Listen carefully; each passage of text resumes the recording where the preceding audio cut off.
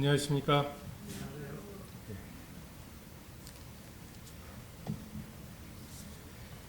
오늘은 그리스도께서 사랑하신 교회의 네 번째 시간입니다. 교회의 머리 대신 그리스도. 플라톤이라는 사람이 한 기원전 한 400년, 지금으로부터 한 2400년 전에 이제 굉장히 다양한 정치나 뭐 이런 것들을 이렇게 연구하다가 이렇게 통치가 되면 참 좋겠다 라고 하는 어떤 그 이상적인 세계, 그 이데아를 이야기하죠. 그게 철학하는 사람, 뭐 이걸 우리나라 말로 정확하게 할 수는 없는데 한마디로 굉장히 인격적인 왕의 다스림, 이게 가장 좋은 정치 제도이다 라고 하는 이야기를 했습니다. 반지의 제왕이라고 이제 조금 오래된 영화이긴 한데, 반지의 제왕의 원전이었던 이 북유럽 신화를 보면 그 절대 반지를 막 파괴하려고 이제 하는 그런 영화잖아요. 근데 원래는 그 절대 반지를 그 왕의 귀한 돌아온 왕에게 이제 끼워주는 것으로 끝난다고. 그래서 이렇게 그냥 부족으로 조각조각 흩어져서 있는, 그래서 언제 저 부족이 우리를 쳐들어올지 모르고 이렇게 사는 것보다는 좀 강력한 뭔가 통치자가 이 세상을 그냥 확 휘어잡고 그렇게 다스렸으면 좋겠다 라고 하는 이제 그런 것이 그들에게는 북유럽 신화가 쓰여질 당시만 해도 왕에 대한 어떤 로망이 있었던 거죠. 근데 이제 우리가 지금 살고 있는 시대는 하나님의 절대성이나 또는 이제 왕의 권한은 하나님께로부터 받은 거라는 이런 이제 왕의 어떤 절대성을 잃어버린 이제 프랑스 대혁명 이후의 시대를 우리가 살고 있습니다. 그래서 지도자가 우리 가운데 가장 인격적이거나 가장 뭔가 하나님께 부합하는 이런 사람이 다스리는 세계를 꿈꾸기보다는 이미 인간 중에는 그러한 사람이 있을 수가 없다. 우리도 세종대왕이나 이런 몇몇은 있지만 그 아들이 어떨지 모르고 이게 3대를 가가지고서 그게 이어질지를 우리가 알 수 없다. 그래서 인간의 어떠함에 대한 기대를 이미 이제 버린 거죠. 인간은 거기서 거기고 이 절대반지를 끼고서 타락하지 않을 이런 인간은 없다. 그래서 반지의 제왕에 나오는 것처럼 이 절대반지를 파괴하죠. 우리나라만 해도 이걸 5천만 등분을 해서 왕에게 주고 너는 5년만 하다가 다시 반납해. 그러니까 네가 굉장히 인격적이든 아니든 상관없어. 그냥 우리 잘 살게 해주면 되고 나 너에게 기대 없으니까 그냥 5년만 하고 다음 사람에게 한 사람이라도 더 그 사람에게 투표를 하면 이제 그 사람이 왕다움이라고 우리 이걸 굉장히 당연하게 생각하는 시대에 살고 있습니다. 그러니까 이런 시대에 그리스도께서 머리이시다. 우리는 아직도 북유럽 신화에서 꿈꾸고 있는 장차 그분이 오실 거다. 그 초인이 오실 거다.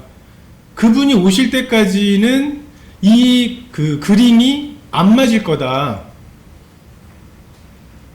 근데 지금 현재 안 맞는 이것을 이렇게 우리의 어떤 지혜로 맞출 것이냐, 아니면 이 안 맞는 공간을 그냥 예수님 자리로 내버려 두고 소망하고 하나님이 주신 그 설계대로 갈 것이냐, 이것이 머리 대신 그리스도라고 하는 것의 의미입니다. 이 세상에서는 예수 그리스도는 그리스도가 아니죠. 그냥 실패한, 그리고 많이 쳐줘봐야 4대 성인입니다. 유대에서 구약에 있는 여러 예언들을 종합해가지고 메시아의 어떤 후보들을 이제 선정을 합니다. 저번에 다큐멘터리를 보니까 이스라엘에 보면 어떤 가게에 마치 우리나라의 아이돌 그룹들 사진이 있는 것처럼 막 턱수염 이런 그 랍비들의 사진이 굉장히 크게, 그래서 그걸 사가는 사람들이 있어요. 그래서 지금 한 7명 정도의 메시아에 가장 가까운 어떤 그 랍비들을 그 선정을 해놨는데, 물론 예수 그리스도는 거기에 없죠. 유대교뿐만 아니라 이 세상에서도 뭐 예수님이 다스리시는 그런 왕국, 뭐 이것에 대해서는 그 기대를 하지 않습니다. 다만 우리들, 불러낸 무리들, 이 밭에 보화가 감춰 있다는 것을 발견한 사람들, 이 사람들에게 있어서 정말 세상에서는 비밀이신 그 예수님이 우리에게 계시가 되어서 이분이 다스리셨으면 좋겠다라는 그 소망, 먼 미래에 다스렸으면 좋겠다라고 생각하고 현실적으로 사는 것, 이것은 실제적으로 그분이 다스리심을 믿는 사람들의 태도가 아니고, 정말 그분이 장차 실제로 다스리실 텐데 먼저는 이 교회에서, 그 불러낸 무리들 가운데에서 머리로 다스리신다. 이것이 머리 대신 그리스도의 의미입니다. 주는 그리스도시요 살아계신 하나님의 아들이십니다. 정말 이 고백, 이 반석 위에 교회를 세우신다고 말씀하셨고, 그렇게 세워진 교회는 음부의 권세가 이기지 못할 거라고. 믿어지십니까? 아까 기도도 하셨지만 지금 기독교가 뭐 거의 교회 가자는 말을 할 수 없을 지경이 돼버린 것 같고, 이 와중에도 음부의 권세가 이기지 못할 거라고 생각하십니까? 정말 우리는 그냥 이렇게 믿고 지낼 것 같은데, 정말 우리 다음 세대에도 이 진리가 연결이 되고 해서 그 다음 세대가 또 모임을 이루고 교회를 이루고 유지할 뿐만 아니라 또 옆에 있는 사람에게 지금 코로나 퍼져나가듯이, 그냥 전염병 퍼져나가듯이 사람들이 퍼져나가서 그 중에 몇몇이 또 더해지고 하는 이러한 일들이 일어날 거라고 하는 게 믿어지십니까? 아니면 요 시대에는 좀 다른 방법이 필요하다고 생각하고 이제 그 방법을 추구하시느냐, 이것이 관건입니다. 디모데전서 2장 5절에 보면 하나님은 한 분이시요 또 하나님과 사람 사이의 중보자도 한 분이시니 곧 사람이신 그리스도 예수라. 이것이 그리스도의 자리입니다. 하나님과 사람 사이에 유일하신 중보자, 그러니까 하나님의 것을 우리에게 전달하실 수 있는 유일하신 통로이시고, 또 우리가 아버지께로 갈 수 있는 유일한 통로로서의 예수 그리스도를 말씀하고 계십니다. 이단들을 보면 성경을 어떤 기초로 하는 이단들도 있죠. 신천지도 있고 뭐 다양한 이단들이 성경을 들이대면서 시작을 합니다. 근데 그런 이단들의 특징은 그 교주가 하나님 위치에, 예수님 위치에 있어요. 다다 하나님이라고 주장은 잘 안 해요.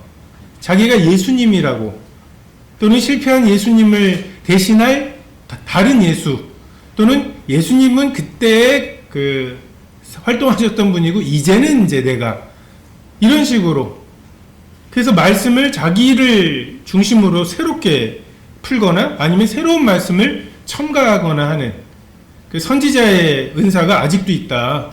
선지자를 통해서 하나님께서 새로운 말씀을 주시는 것처럼 이 시대에 하나님께서는 내게, 나를 통해서 새로운 말씀을 주신다.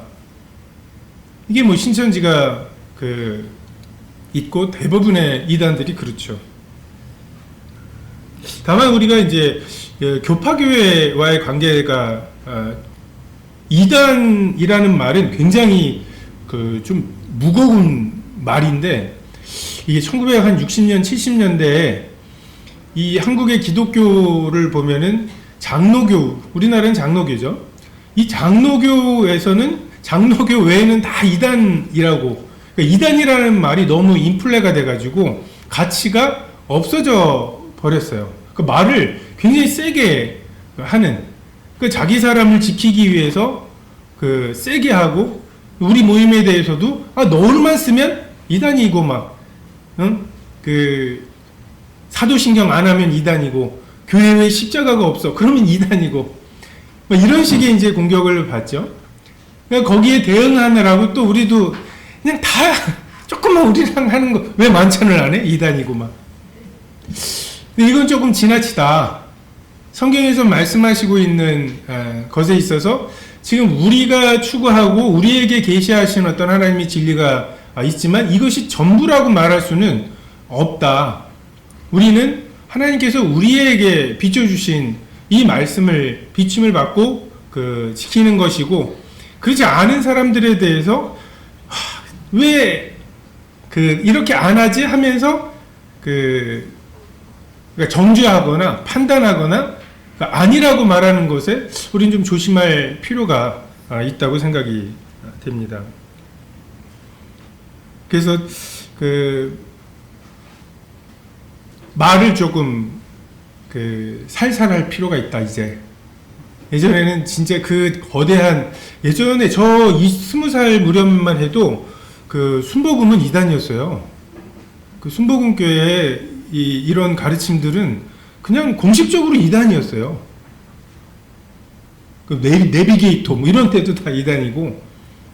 근데 우리가 이제 너무 내 것과 조금이라도 다르면 다 이단 취급을 하는데 우리가 교파에서 만들어준 성경 찬송을 쓰고 교파에서 이 방송 설교를 하는데 거기에 우리가 동참을 하고 있으면서 이제 이런 것들에 대해서 너무 지나치게 가르고 우리와 조금이라도 다르면 이단이라고 말하는 것은 지나치다는 생각이 듭니다. 그래서 정말 예수 그리스도를 머리로 삼지 않는 이러한 이단, 진짜 이단들, 자기가 뭔가 하나님의 새로운 통로라고 주장하는 이러한 하나님 그리스도의 머리 되심을 부정하는 사람들과 교파는 조금 구별할 필요가 있다고 생각이 됩니다. 예수 그리스도의 머리 되심을 드러내기 위해서, 그러니까 다시 말해서 이건 예수 그리스도의 머리 되심 뿐만 아니라 교회 진리를 담기 위해서는 몇 가지 필요한 것이 있습니다. 첫 번째가 변화된 마음이에요. 순종하고자 하는 마음이 있어야 돼요. 여러분이 지금 순종하고자 하는 마음이 없잖아요? 그러면 순종하는지 안 하는지를 누군가 또 감시해야 돼요. 공산주의가 그러다 망한 거잖아요. 이기적이면 안 돼. 그게 마음에 감화가 돼가지고 이기적이지 않으려고 어떻게 해서든 애를 쓰는 마음의 변화가 없는 채로 이기적이면 안 된다고 하는데 이 말하는 사람조차도 얘네들이 이기적이라는 거, 심지어 나도 이기적이라는 게 해결이 안 된 것을 알잖아요. 그러니까 어떻게 해요? 내 맘 짚어 남의 맘이라고 제가 내 앞에선 저러지만 분명히 이기적인 짓을 할 거야. 사욕을 취할 거야. 그럼 감시해야지. 근데 그 감시하는 애가 제대로 나한테 전달을 해줄까? 얘는 또 누가 감시하지? 계속 감시를 하는, 그리고 감시를 하는 사람 앞에서만 잘하면 되는, 마음의 변화가 없이는 정말 소련이 70몇 년 동안 그들에게 주어진 모든 권력과 모든 자원을 총동원해서 공산주의를 해보려고 했지만 결국 망했잖아요. 핵무기는 넘쳐나는데 치약이 없어서. 마음의 변화가 없이는 이루어질 수 없는 것입니다.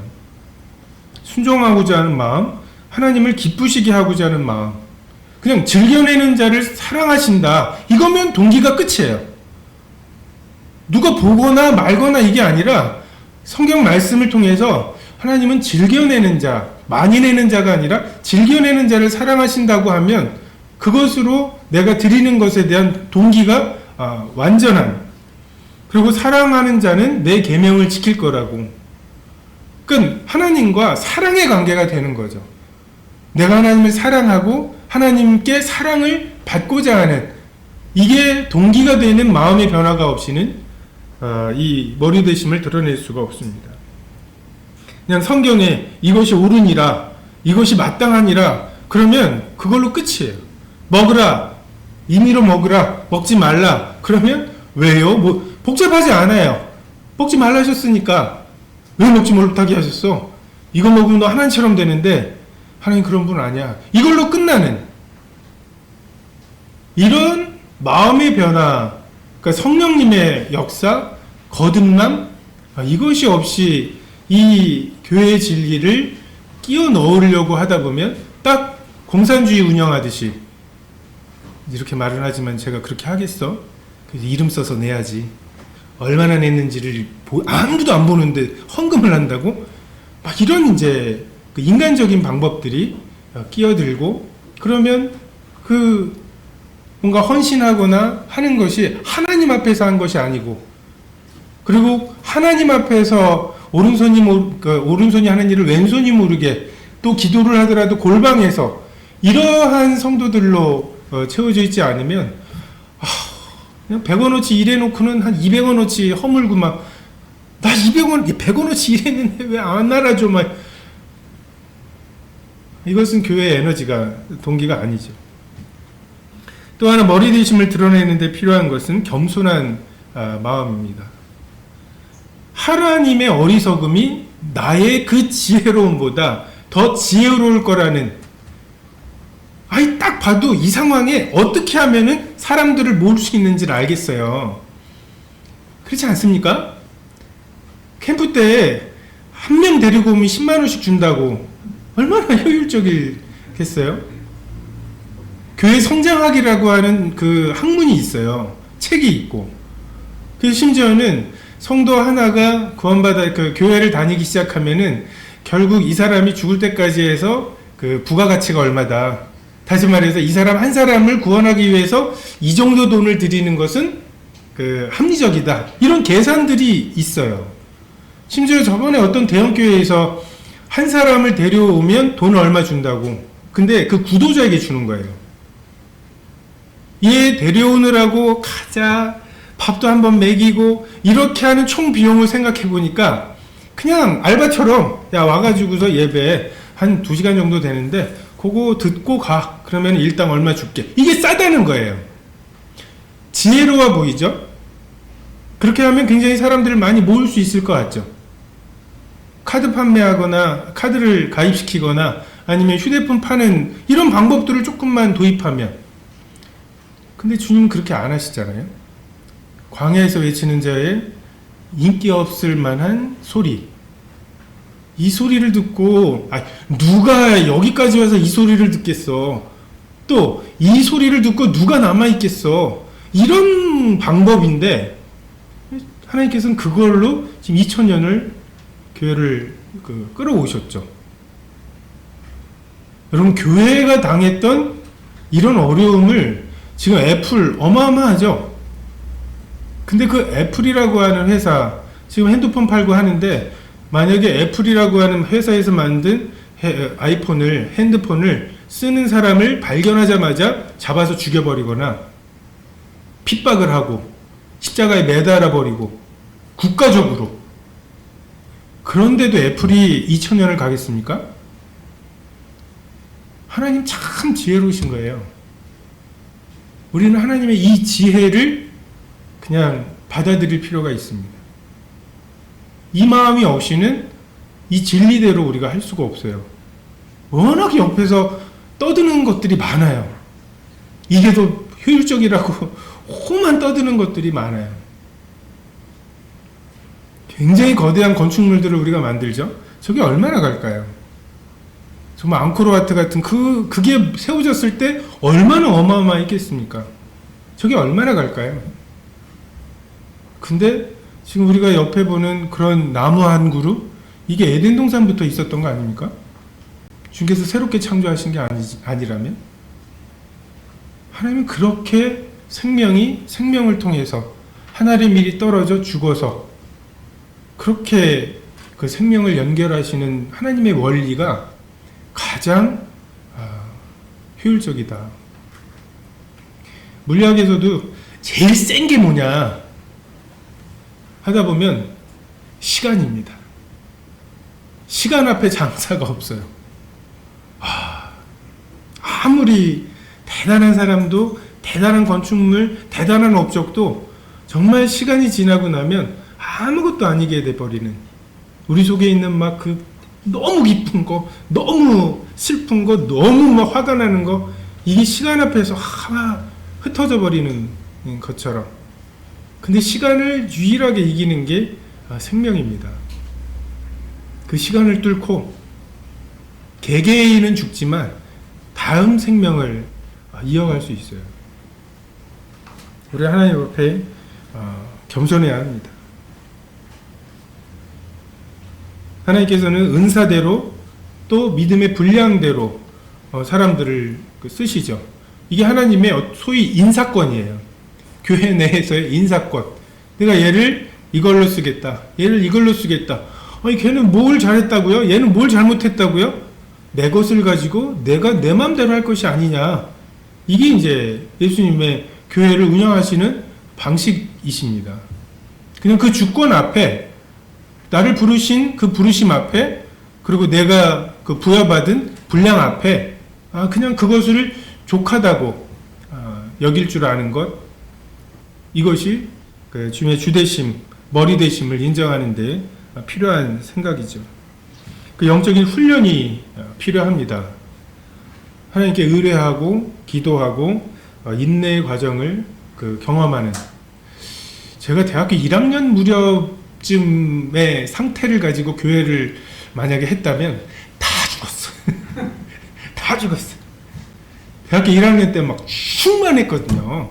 한 6개월을 막 충만해가지고 정말 그런 거 있잖아요. 막 하루 종일 주님 생각하다가 잠들면서 주님의 꿈을 꾸다가 아침 일어나자마자 뭔가 영감을 주셔가지고 막 이러는. 지금도 이제 그게 기준이어가지고 저는 굉장히 목마름이 있는. 왜 그렇게 못 살까? 근데 그때 한 6개월이 지나고 나니까 어떤 생각이 드냐면 다 나처럼만 살라고 그래. 뭐 그런 거 있죠. 겸손하고 겸손하다가 보면은 나보다 겸손한 사람 나와보라 그래. 뭐 이런 겸손함이 지나쳐서 이제 교만함이 되는. 저 정말 열심히 전도하고 대자보 붙여가면서 막 뭐 싸움개처럼 투견처럼 그냥 데모하는 애들하고 붙고 막 난리를 했어요. 근데 또 보니까 난 학년이 올라가도 저렇게 되지 말아야지. 선배 중에 좀 더 열심히 할 수 있을 것 같은데 왜 저렇지 하고서 이제 판단이 되는 그런 선배가 있었어요.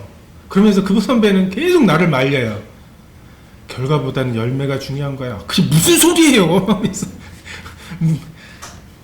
무슨 소리인지는 모르겠는데 계속 결과보다는 열매가 중요한 거야. 뭐 이런 얘기들을 알아듣지도 못하게 하는데 저는 계속 판단을 하고. 근데 어떤 이제 복음 집회를 했는데 캠퍼스 내에서 대학 내에서 복음 집회를 했는데 저는 애들이랑 말싸움 해갖고 이겨가지고 3명을 데리고 갔어요.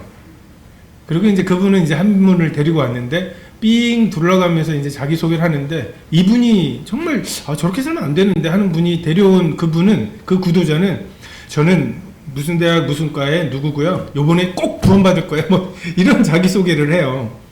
근데 제가 데리고 간 3명은 이제 강사님하고 그냥 그러면 가인은 누구랑 결혼했어요? 뭐 이런 거 있죠. 그 유치한 걸 가지고 이제 싸우는 아무런 준비가 안 돼 있는. 힘만 들고 열매가 없는. 그래서 제가 그분을 보면서 그분 이제 결국 구원받고 그 모임에 들어오셨거든요. 뭐가 비결일까? 그것에 대해서 배우고 싶은 마음이 생기더라고요. 그런 하나님의 어떤 다루심, 이런 것들이 쌓여서 그분이 주인이시다. 내가 지혜롭다고 하는 것들이 움찔움찔 일어날 때마다 그런데 주님은 어떻게 말씀하셨지? 먹음직 보암직 지혜롭게 할 만큼 탐스러운데 주님은 뭐라고 말씀하셨지? 이제 이것이 훈련이 되는 이런 것들이 머리대심을 드러내는데 이게 개인에게도 그렇고 교회적으로도 그렇습니다. 그래서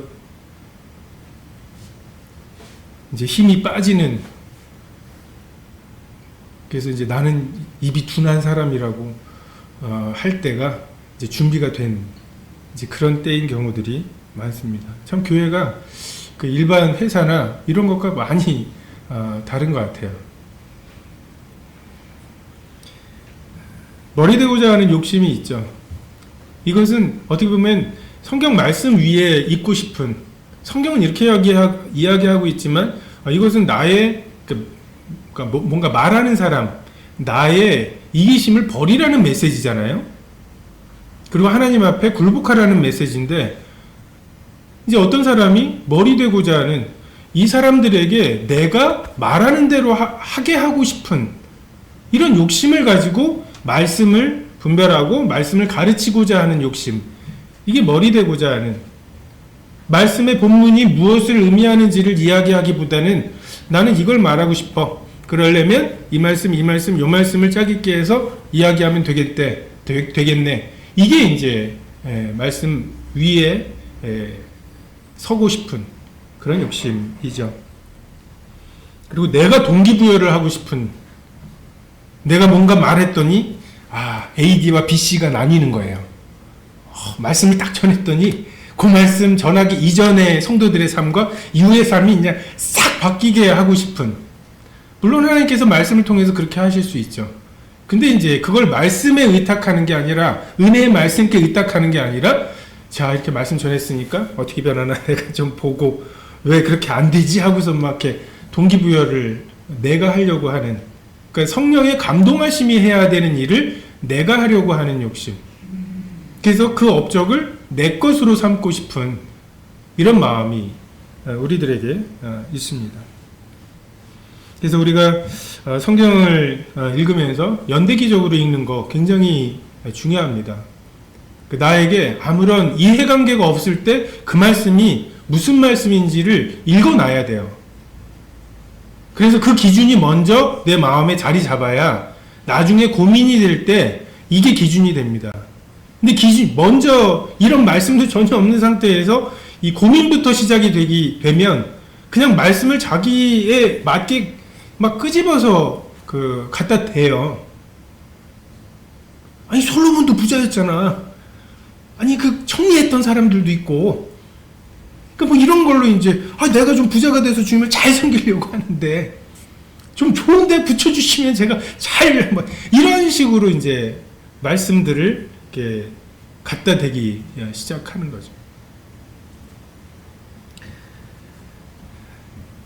우리 교회는, 지역교회는 독립적이다.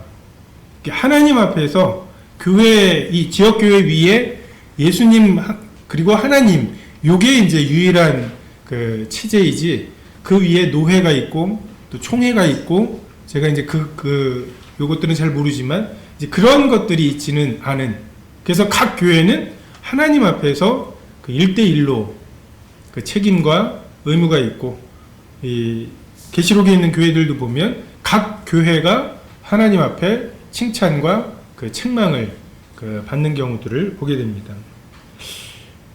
우리가 브래들은 중에서도 우리가 이제 다비라고 하는 분의 어떤 가르침이나 뭐 이런 것의 기초 위에 있지만, 엄밀히 우리를 구별한다면 우리는 이제 다비 계열의, 거기 이제 보수라고 하거든요. 근데 이제 저희는 뮬러 계열이라고 우리 스스로를 소개합니다. 이제 그게 굉장히 다른 것이 요 부분이에요. 지역교회는 하나님 앞에서 1대1로 판단을 받는다. 근데 이제 다비 형제님의 생각은 그냥 하나의 중앙 집권적인 교회, 그리고 그 교회가 이제 다른 교회들에게 뭔가 영향을 끼치고 징계라든지 뭐 이런 것들에 이제 뭔가 영향력이나 이 결정을 행사하는 이런 것을, 하나됨을 이제 많이 생각을 하신 거죠. 근데 우리가 그것에 대해서는 교회의 진리적인 측면에서 우리 각 교회가, 각 지역 교회가, 서대문 교회가 하나님 앞에서 책임이 있고 또 독립적이다라고 하는 것을 신뢰하고 있습니다. 네. 특별히 이번 과에서는 머리 대신 그리스도의 의미 중에 영접, 교회가 불러낸 무리들이잖아요. 그 불러낸 무리들의 가장 중요한 것이 누가 불러내시느냐이죠. 그리고 그분이 불러내셨다면 이제 교회는 그 부분을 영접해야 된다. 로마서 15장 7절에 보면 그러므로 그리스도께서 우리를 받아 하나님께 영광을 돌리신것 같이 너희도 서로 받으라. 이 그리스도께서 우리에게 하신 것 같이, 이게 우리들의 삶의 그냥 그 표준입니다. 내가 너희를 사랑한 것 같이 서로 사랑하라. 그리스도께서 하나님이 그리스도 안에서 너희를 용서하신 것 같이 너희도 서로 용서하라. 그래서 영접하는 것에 있어서도 그리스도께서 우리를 받으신 것처럼 받아들여질 땐 좋았죠. 하나님이 우리를 그렇게 그냥 그 은혜로, 온통 은혜로 그냥 묻지도 따지지도 않고 받아주실 때는 참 좋았죠. 근데 옆 사람도 그렇게 받아주시는 것에 대해서는 저렇게 받으셔도 되나? 그럼 교회가 뭐가 되지? 교회 거룩하면 어디 가는 거야? 뭐 이제 이런 생각이 들죠. 참 이게 모순이에요. 엄마한테 과자 받으면서 자기 거라고 생각할 때는 요거밖에 안 줘요? 형 갖다 줘. 이렇게 많이 줘요? 뭐 이러는 것처럼 하나님께 은혜 받을 때는 엄청 은혜가 필요한 목마른 사슴처럼 굴다가 기껏 이제 은혜 받고 들어와서는 이제 남들 들어올 때 이리저리 재고 그리스도께서 받으신 것처럼 받기는 참 쉽지 않은 우리들의 죄성을 보게 됩니다. 그리스도께서 우리를 어떻게 받으셨나? 로마서 14장 1절에 믿음이 연약한 자를 너희가 받되 그의 의견을 비판하지 말라. 믿음이 연약할 때 우리를 비판 없이 받으신 것처럼 믿음의 수준이나 어떤 절대적인 절대적인 진리, 조금만 말씀드렸던 것처럼 예수님 외에 다른 길은 없다. 무슨 소리냐? 라고 하는 사람하고 우리가 교제할 수는 없죠. 그런 사람들은 하나님께서 부르신 사람들이 아니에요. 그런 절대적인 것에 있어서 우리가 타협할 수 없지만 그렇지 않은 것들. 전에 어떤 분은 주일 성수를 굉장히 강조하던 교회에서 오셔가지고 주일날은 어디 가서 뭘 사거나 하지는 않으세요. 우리가 뭔가 사러 이렇게 들어가려고 하면 말씀은 못 하시고 이게 머뭇머뭇하시는 그런 경우에 있어서 우리가 그것에 대해서 우리의 믿음을 이야기할 수는 있지만 아직 교파의 때가 좀 이렇게 쩔어 계신 것 같아요. 조금 기다려야겠네요. 뭐 이러지는 않는다는 거죠. 하나님께서 그에게 믿음을 주신, 생명을 주신 것이 마땅하다면 또한 차별 없이 우리를 부르셨습니다. 야고보서에 보면 가난한 자와 부유한 자를 차별하는 것에 대해서 말씀하고 계시죠. 특별히 4절부터 보면 너희끼리 서로 차별하여 악한 생각으로 판단하는 자가 되는 것이 아니냐. 내 사랑하는 형제들아 들을지어다. 하나님이 세상에서 가난한 자를 택하사 믿음에 부유하게 하시고 또 자기를 사랑하는 자들에게 약속하신 나라를 상속으로 받게 하지 아니하셨느냐. 딱 저도 학교에서 이렇게 복음 전하다 보면 쟤네들 딱 구원받았으면 좋겠는, 그러니까 좀 현란한 창조론 있죠. 창조과학 얘기를 좀 현란하게 막 하면은 조금 똑똑한 애들이 와요. 근데 이제 예수님의 십자가 이야기를 하면 다 떠나가죠. 그리고 기독학생반으로 애들을 모아봐도 어떻게 맨날 가위바위보에서 진 애들이 오고 그냥 어디 갈 데가 없는 애들이 오고 그리고 좀 외로운 애들이 오고 저는 좀 이렇게 똑똑한 애들 잘 가르쳐가지고 이렇게 했으면 좋겠는데 근데 하나님께서는 가난한 자를 택하여 믿음에 부유하게 하려고 하시는 이게 하나님의 부르심입니다. 차별은 나에게 이득이 되느냐 아니냐, 이 사람 받아들여봐 손 많이 가겠네 라고 하는 사람에 대해서 인상이 찌푸려지고 하는 거, 이게 이기적인 거죠. 나에게 이득이 되느냐잖아요. 근데 하나님께서는 하나님에게 이득이 되는 것으로, 하나님 보시기에 좋은 것으로 그 사람을 부르셨다면 우리가 그를 받아야 할 필요가 있습니다.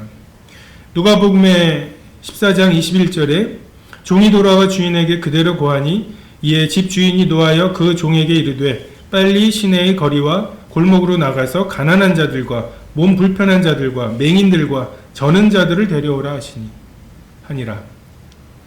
이런 사람들 우리 주변에 있어요.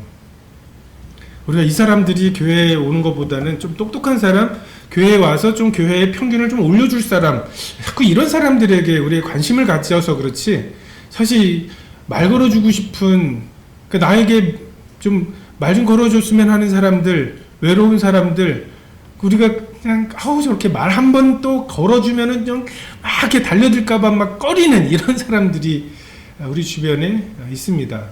우리가 그 사람들로 자리를 채워야 자리가 채워질 수 있습니다. 지금 뭐 신천지니 뭐니 해가지고서 교회가 이런애 저런애 훈수 두는 사람들, 그 사람들 마음이 부유한 사람들이에요. 그 사람들은 하나님께서 아직 부르지 않은 사람들입니다. 하나님께서 부르셔서 그 마음을 낮아지게 하신 그런 사람들, 우리 주변에 두신, 우리가 그런 사람들에게 우리의 마음을 넓힐 필요가 있습니다.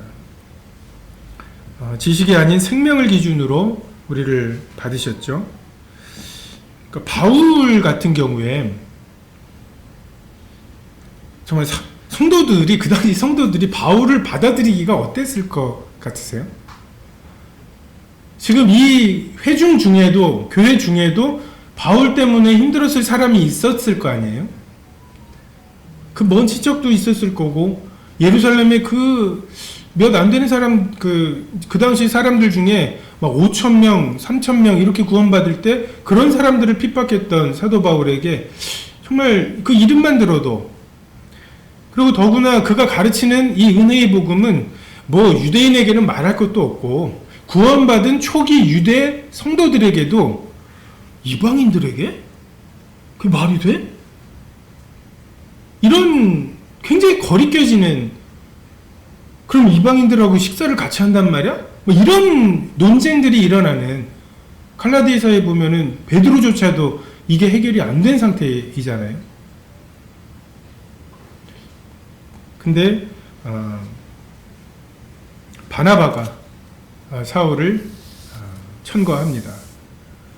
그래서 어떤 분은 바울이 13권의 책을 신약 성경을 쓰고, 하지만 바나바가 바울을 천거하고 마가 요한을 회복시켜서 어쨌든 이 바나바를 통해서는 14권을 하나님이 쓰셨다고, 절반 이상을 쓰셨다고. 우리에게 이런 바나바와 같은 이런 착한 사람, 제가 옛날에 보면 정지웅 형제님이 좀 그런 게 있는 것 같아요.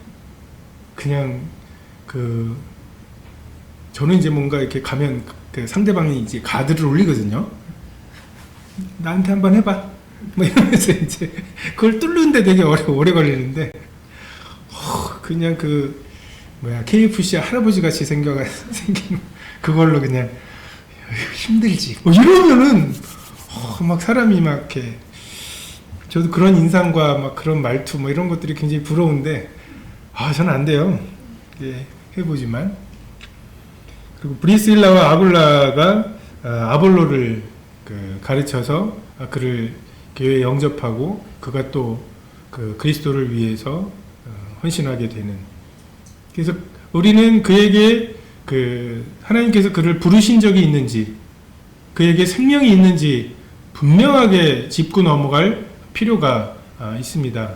하지만 완벽하게 아는지, 진리의 어디까지를 아는지, 이거를 시험을 봐서 그를 받는 것은 하나님의 방법은 아닙니다.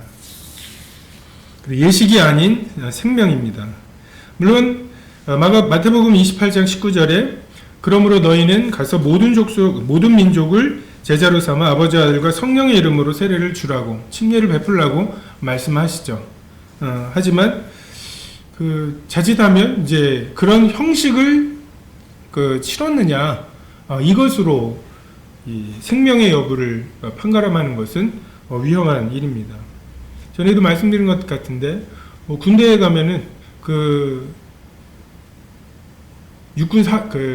어디죠? 논산훈련소. 거기서는 그 숫자가 정해져 있어요. 세례 받아야 되는. 그 세례 받는 군인들의 숫자 비율대로 이 종교용으로 나온 군대 예산이 분배가 되기 때문에 효율적인 것 같아요. 어떻게 보면. 그렇게 해서 교회 만들고 하면은 더 나을 것 같고. 하지만 하나님의 방법은 아니죠. 그것이. 그래서 심지어는 그렇게 유혹을 해요.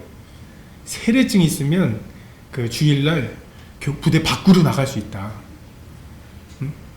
그리고 이제 이 세례증이 있으면 그 같은 교단 내에서는 또 가가지고 뭐 세례 받았냐 안 받았냐 이런 논쟁 없이 그냥 이렇게 마패처럼 쓸 수 있다고. 근데 서대문교회 같은 경우에는 그 침례를 뭐 받든 안 받든 이제 새로운 사람이 오면 같은 모임에서 오면 천거설을 통해서 분별을 하고, 근데 그렇지 않은 경우 뭐 선교단체라든지 교파교회에서 오신 분들은 이제 그에게 있는 생명의 여부를 이렇게 분별을 합니다. 근데 어떤 분들은 그 교파교회에서 침례까지 받고 오신 분들도 있어요. 근데 그 침례 받기 전에 구원받으신 것이 확인이 되면 그 교회에서 또 침례를 우리 교회에서 받으셔야죠 라고 하지는 않습니다. 다만 이제 세례를 받은 분 같은 경우에는 성경이 가르치는 것은 침례이기 때문에 침례를 받도록 말씀드리고 있죠. 그리고 섬김이 아닌 생명. 누가복음에 보면 예수께서 예루살렘을 향하여 가시기 때문에 그들이 받아들이지 아니하는지라. 그러니까 똑같이 섬기기를 바라는 마음이 있는 것 같아요. 내가 가지고 있는 진리가 전부인 것처럼 생각하는. 근데 정말 초대교회에 십자가에 못 박혀서 죽어가면서 주님이 어떤 분이신지를 묵상했던 사람들, 우리가 그 사람들이 주님 이렇게 아프셨구나, 정말 이게 주님의 그 고난이고 이게 주님의 사랑이구나, 이것은 우리가 아무리 애를 써도 알 수가 없습니다. 그냥 우리는 우리에게 주어진 그 진리의 한 조각, 21세기를 살아가면서 정말 두 번만 클릭하면은 이 핸드폰으로 전 세계가 세상과 세상에 있는 것들, 육신의 정욕과 안목의 정욕과 이생의 자랑이 그냥 내 바로 주머니 속에 들어가 있는, 우리가 이 시대를 살기 때문에 이 시대에만 맺을 수 있는 열매가 또 있으리라고 생각이 돼요. 우리가 서로 놀랄 것 같아요. 야, 어떻게 사자가 너를 잡아 죽인다는데 어떻게 그거를 용기가 대단해 어쩌가면서 우리가 이제 초대교회 분들을 굉장히 대단하다고 하면은 우리도 힘들긴 했지만 나 핸드폰 있었으면 나 주님 못 섬겼을 것 같아 하면서 서로가 서로를 격려할 수 있어요. 뭐가 더 힘드냐, 이것에 대해서 너무 주눅들지도 너무 교만하지도 마시고 그냥 우리에게 주신 하나님의 이 시대에 주신 그냥 그 싸움을 싸워나가면 될 거라고 생각이 됩니다. 또한 구원 이전에 어떠했느냐, 사도행전에 바나바가 데리고 사도들에게 가서 그가 길에서 어떻게 주를 보았는지, 주께서 그에게 말씀하신 것과 다메섹에서 그가 어떻게 하나님 예수의 이름으로 담대히 말하였는지를 절하여. 아까 말씀드린 것처럼 만약에 바울의 변화되기 전 사울의 모습을 기준으로 그를 영접하기로 했다면 영접받기 어려웠겠죠. 그리고 빌레몬이 오네시모를 영접할 때에도 그 주인의 것을 훔쳐서 도망가다가 정말 만나려고 주님이 정말 이렇게 모르셔가지고서 구원을 받았던. 근데 너 도둑질 하다가 그건 동기가 아니야, 이렇게 할 수는 없다는 것이죠. 새로운 피조물로 주님이 보시면 우리도 그를 새로운 피조물로 보아야 할 것입니다. 그리고 기쁘게 영접하라고 말씀하시면서 지극히 작은 자에게 한 것이 곧 내게 한 것이라고. 작은 교회에 이렇게 가보면 그 교회에는 손님들이 자주 안 오시는 것 같아요. 저희는 이제 뭐 좀 큰 교회다 보니까 뭐 선교하시는 분도 한국에 오시면은 좀 들르시고 이렇게 하시잖아요. 근데 이제 그래서 굉장히 이제 저는 이제 강사로 갔으니까 뭐 그 대접을 해주시는데 그렇지 않은 다른 분이 오시면 되게 이제 어색해하는 경우들을 좀 보거든요. 근데 서대문 교회는 좀 반대인 것 같아요. 너무 자주 오시니까 손님이다 이런 게 좀 없는 것 같아요. 그래서 그 제가 이제 강사로 가보면 경험상 끝나고 말씀 잘 들었습니다 보다는 어떤 말씀이 하면서 이제 그 감동된 말씀을 구체적으로 인용해서 인사를 해주시면 굉장히 뿌듯하고 보람이 있습니다. 끝나고 나서 같이 식사를 하시거나 할 때에도 그냥 날씨 얘기부터, 날씨가 좀 더워졌죠? 이거부터 시작하지 마시고 그 들으신 말씀 그리고 그 말씀 중에 감동되었던 것들을 가지고 대화를 하시면 굉장히 좋을 것 같고, 그래서 그 외부에서 오셔서 말씀을 전하고 나시면 막 이렇게 밥 먹으라고 이렇게 가지 마시고 앞에 나와서 이렇게 악수하시고 인사하시고 조금 아까 말씀드렸던 그런 그 것들로 좀 그 인사를 좀 하시고 그 하시면 좋을 것 같습니다.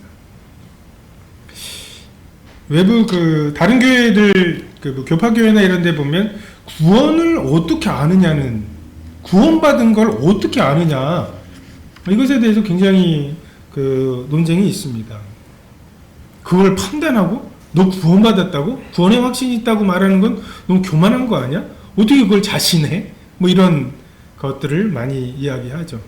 그런데 그 첫 시간에 말씀드린 것처럼 교회가 뭐냐, 그냥 교회는 하나님의 밭이다, 맞는 말입니다.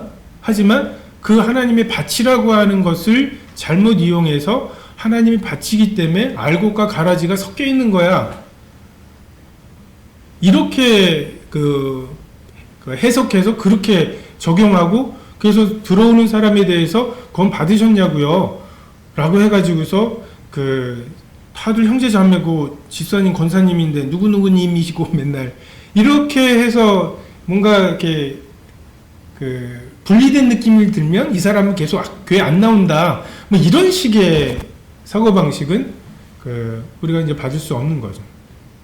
너희가 그 성령이 임의로, 바람이 임의로 불지만 너희가 그 소리는 듣는다고. 우리에게 하나님께서 주신 것은 그 소리는 들어도 어디서 와서 어디로 가는지는 알 수 없게 하신 이런 우리에게 주신 영역과 하나님의 영역이 있습니다. 얘 이렇게 되는 거 보니까 다음 주쯤에는 구원 받겠어. 아니에요. 바람이 어디서 와서 어디로 가는지 몰라요. 이건 하나님의 영역이에요.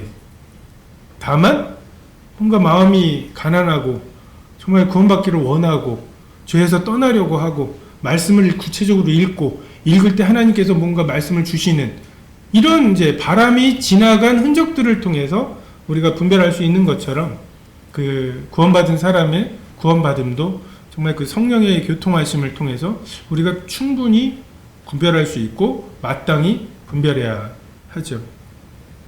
성경의 예들을 보면 그 로마서에 보면 베베저매를 추천하죠.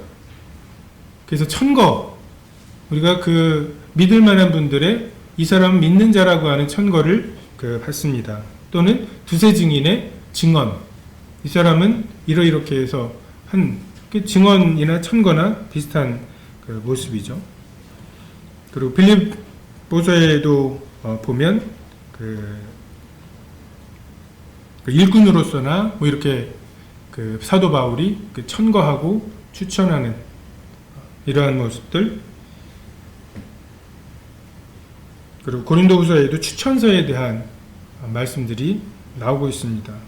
그래서 우리가 외부교회를 참석하게 될 때 청거서를 지참하는 것이 기본적인 예의이죠. 그래서 외국이나 이런 데 갈 때에도 영어로 된 막 청거서를 좀 지참하고 가면 이제 그쪽에서 이제 언어도 힘들어 죽겠는데 거기서 그 구원 받았는지 안 받았는지를 분별하는 것은 참 쉽지 않을 것 같고, 그 기본적으로 필요한, 저희가 이제 뭐 일반 교파교회라면 믿는 사람 믿지 않는 사람이 그냥 앉아서 예배 보고 오면 되는데 이제 예배에 떡과 잔에 참여하게 되는 이런 경우를 우리가 생각을 할 때 필요합니다. 그리고 이제 물론 이제 뭐 이 당시에는 전화가 없었으니까, 그런데 이제 지금은 이제 장로님들끼리 알고 그러면 전화라든지 이런 것으로 이번 주에 누가 그 참석하게 된다고 이렇게 전화를 하거나 하는 것으로도 충분하리라고 생각이 됩니다. 그래서 청거라는 것이 그냥 단지 형식적인 문제가 아니라 그리스도의 교회 머리 되심, 그분이 받으셨다, 그러면 우리도 받아야 한다라고 하는 이 기본적인 것들을 순종하는 그런 하나의 예로 이해하고 그에 따른 다양한 방법으로 성도됨을 좀 증명하는 것이 피차간에 도움이 될 것입니다. 또 다른 경우에는 이제 개인의 고백이 있죠. 그래서 너희 마음에 그리스도를 주로 삼아 거룩하게 하고 너희 속에 소망에 관한 이유를 묻는 자들에게 대답할 것을 항상 준비하되 온유와 두려움으로 하라고. 청거서나 이제 같은 모임이 아니거나 또는 이제 그런 경우에는 청거서나 증인을 세우기는 어렵죠. 그러면 이제 구체적으로 그가 가지고 있는 소망의 이유, 구원받은 간증들을 우리가 통해서 분별을 해 봅니다. 그래서 이건 단지 교리문답이 아니라 정말 성령의 교통하심이 있는지, 생명의 여부가 굉장히 좀 미묘한 거죠. 어떤 경우에는 사도 바울처럼 담에색 도상이 있어요. 어느 한 날이 있어요. 그날 이후로 이제 완전히 바뀐.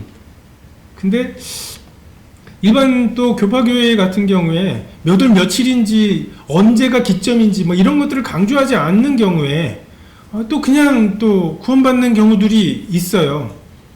그래서 그거를 따지려고 하는데 우리 마음에 흔쾌하진 않아요.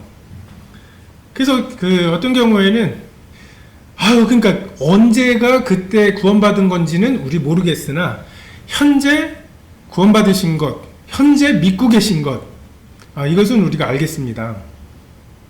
이렇게 이제 분별을 하기도 합니다.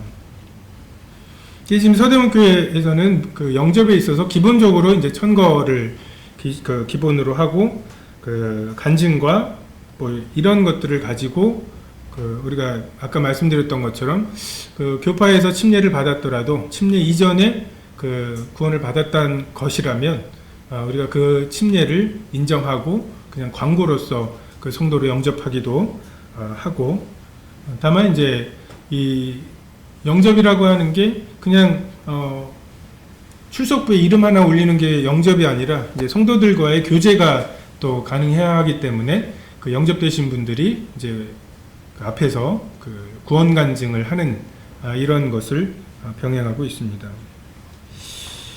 결론적으로 그리스도께서 우리를 받아 하나님께 영광을 돌리셨다. 이것이 영접의 가장 기본적이고 사실은 전부입니다. 우리가 이런 경우 경우에 다 지식이 아니라 생명으로 이런 것들을 구별할 때 주님이 우리를 그렇게 받으신 거예요. 그래서 우리가 그것을 기준으로 성도들을 받고 하는 것이 필요합니다. 우리 이 말씀을 통해서 하나님의 주권에 대한 순종, 이것이 하나님을 영광스럽게 한다. 우리가 하나님을 영광스럽게 하는 삶이 뭐냐라고 할 때 여러 말씀들이 있지만 그리스도께서 우리를 받아 하나님께 영광을 돌리심과 같이 성도들, 새로운 사람들, 나와 좀 다른, 저건 좀 미흡한 것 같은데, 아니 요한의 세례밖에 몰라? 이럴 경우에 우리가 그를 돕고자 하는 이유로 그걸 삼아야지, 저런 사람 자꾸 받으면 어떡해? 라고 이제 판단하거나 이제 정죄하지 않는 것이 하나님께 영광이 된다는 이런 말씀이죠. 사과, 그리스도께서 사랑하신 교회에 사과에 보면 영접의 예외 조항들이 있는데, 그것은 나중에 교회의 징계 부분을 할 때 함께 다루면 적절할 것 같아서 오늘은 교회 영접 부분까지만 함께 나누었습니다. 기도하겠습니다.